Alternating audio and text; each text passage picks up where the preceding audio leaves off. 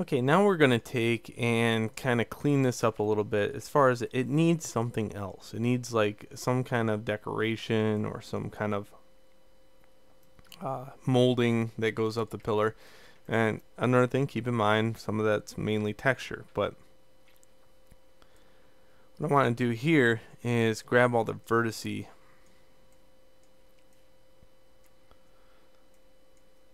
Oops. Try that one more time here. Grab all the vertices that make up the box. And then I'm just going to transform component and pull those out a little bit. Now what's going to happen here is this. Okay, so what I can do here is go into scale and scale it a little this way and a little this way. So sometimes I gotta think how I'm going to scale that. And I can't scale it from the middle because it'll do some kind of funny stuff. Funny stuff looking like this mainly. See, you can't do that. You can, and then you can shrink it down. That's one way to do it. So lots of ways to scale it. I'm just going to scale it out just a little bit though and build some kind of side thing here. So let's start out with this view. And the side thing I'm looking for is something that looks mainly like this. First off, I'll take these faces and extrude them.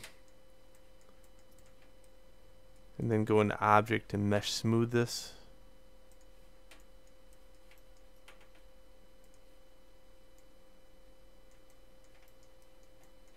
Okay, then I'm going to take these faces right here and extrude them up and flatten them out. Okay. And then I'm going to take all the vertices here, and I can see this in this view right here, and here. I'm just going to flatten those out.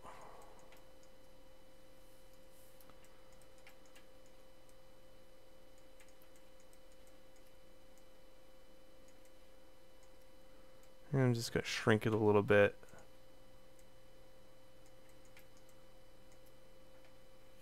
And insert an edge loop here. That way I can tie it into it a little bit better. I think that would be dangerous to have a pillar with that sharp of an edge on it. And I'm just going to play around with the idea of kind of moving it around a little bit, maybe making it a little thicker.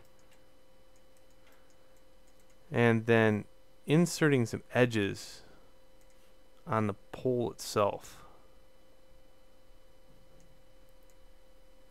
Okay. And I want to do this because, you know, right now it's just kind of boring and needs some decoration on it.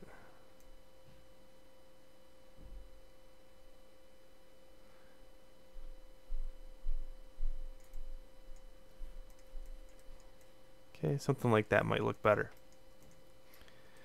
Okay, so if I have this thing, what I want to do is maybe make it even a lot better by taking it and putting it off to the side,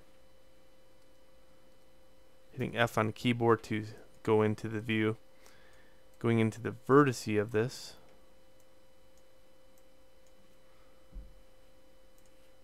scaling them flat, and then bringing them back some.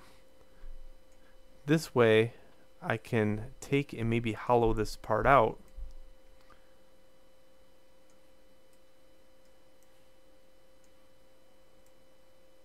okay, just like that. That's cool.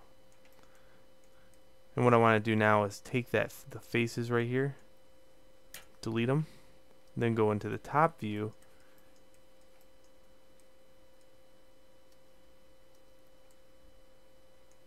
and what I can do is mirror this, but what I want to try to do is make it hollow in that section. Okay, and wait a minute, let's undo that. because it would be unstructured to have something like that. Let's go in here and mesh, extrude these in like that.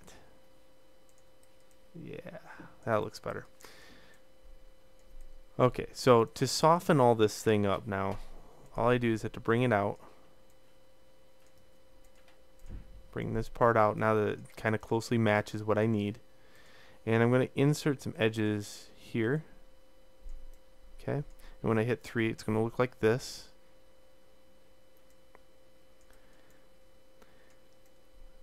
I might insert one here. I'm going to insert one here and one here.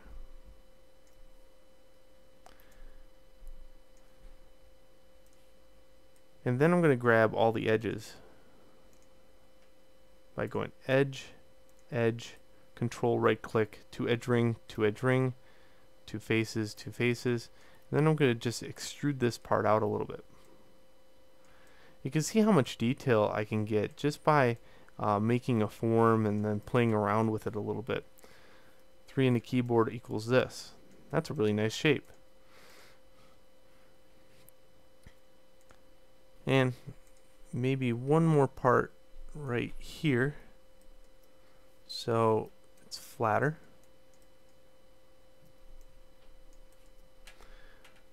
And this gives me the opportunity to show you my poly reduction method, because right up until now I've always left it like this. So in the next video, what I want to do is show you that you could take this piece and make it really low poly and still have a good form.